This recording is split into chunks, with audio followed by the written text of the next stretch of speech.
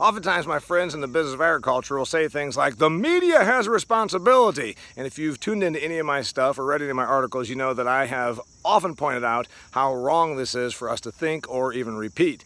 The media's responsibility is to sell advertising to be profitable as the large corporations they are.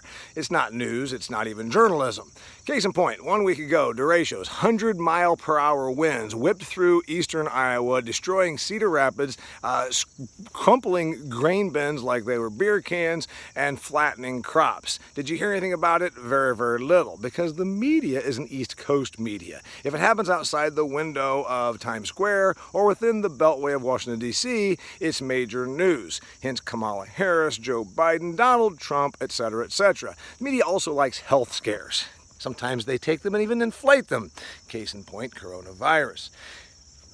The fact that our food supply might have been hindered, although ultimately it won't be because we have such record crops in the rest of the United States of America right now. The fact that hundreds of thousands of lives in rural Iowa were devastated or at least severely disrupted isn't really a story when there's other stories to grind. So in the business of agriculture, we say things like, we've got to tell our story. Well, we must understand that we're never going to accomplish that through the mainstream media, because the mainstream media is not a rural-based media, and nor do we usually fit their narrative.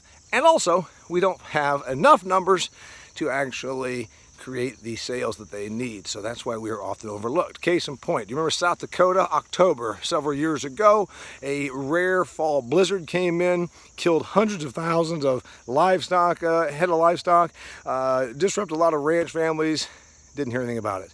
2 months later, 4 inches of snow fell in Washington, D.C., and the city shut down. And boy, was that a story for a week.